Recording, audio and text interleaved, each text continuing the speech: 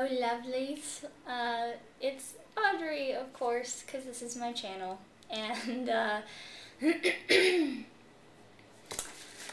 figured I'd just vlog a little bit, and I don't know, a couple of you said on my last vlog, or last chatty vlog, that you wanted to just kind of see more of me in general, which is super sweet of you.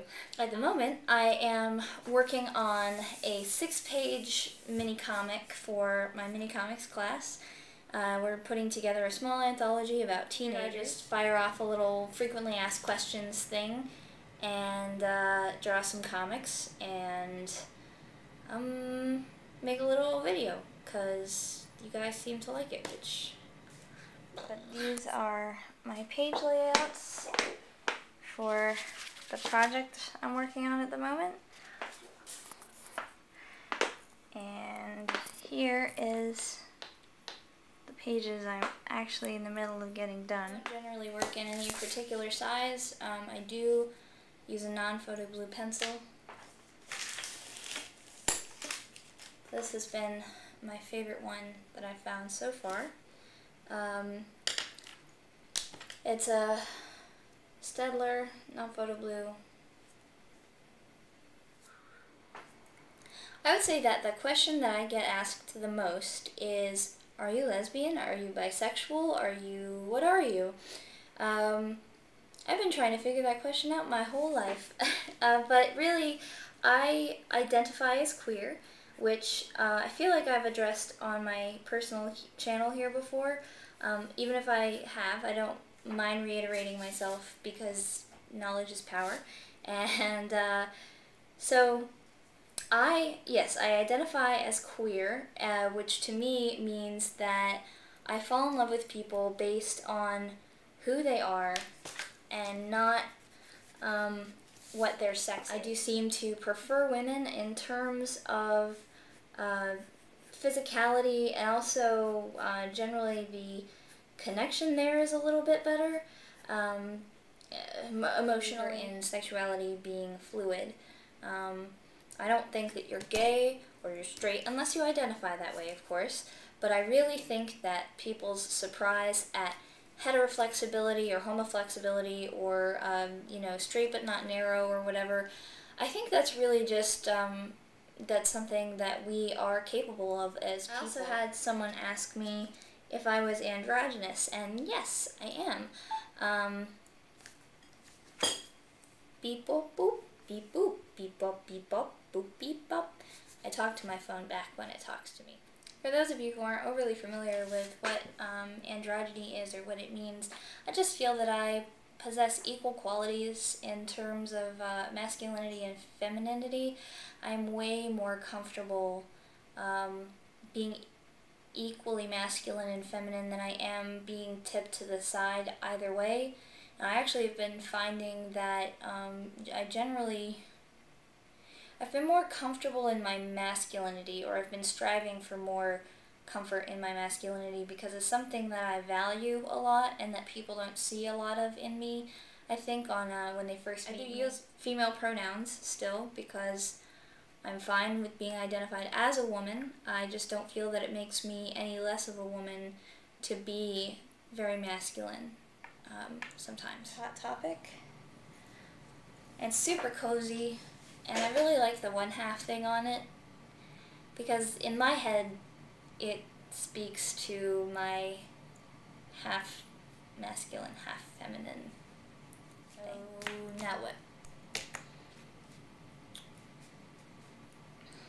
It's time for a dance break!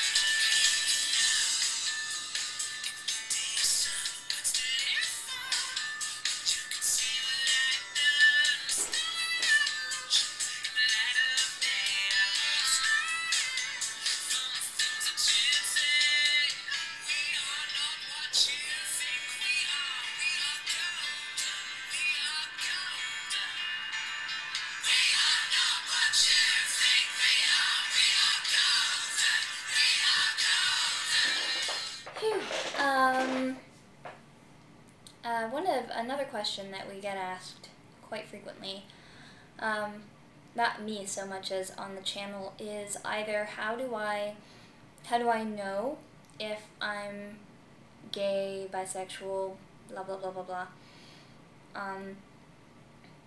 I firmly believe that you don't have to experiment in order to find these things out. I certainly really didn't have the opportunity at first. I just got some serious girl crushes, and I think if you, it's really kind of corny sounding, but if you just kind of take some time to like look inside yourself and really reflect on the feelings that you're having, a good way to decipher, because there have certainly been people that I admire quite a lot, and that can easily be mistaken for some kind of crush or whatever, and I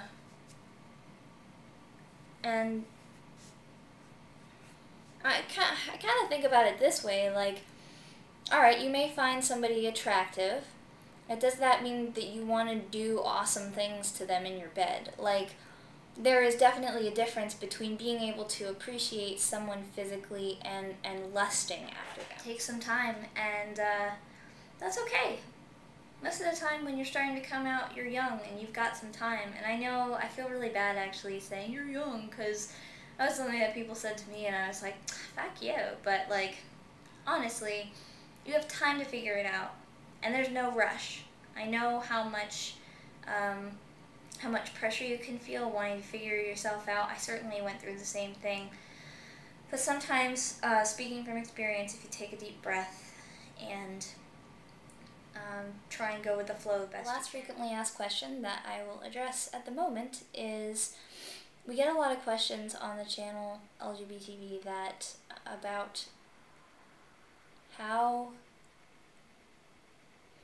do I tell my parents, family, friends, they're homophobic. Not that anyone says that, that's just me. And I really think it's a very case-by-case basis, and you really need to be careful, assess the situation. If you're coming out to homophobic parents, don't do it unless you have someplace to go. And I would say I've known some people who packed their bags prior to telling their parents in case it went over badly. And always take the safest route. And I really hate to say this, because hiding that part of yourself can be really damaging and just feel really awful. But so even if that means going to some other family or some friend's house or whatever it is, those are my suggestions. And I'm gonna get back to work. I love you guys very much. Thank you for all of your support and the subscriptions and the amazingly kind things that you all have had to say.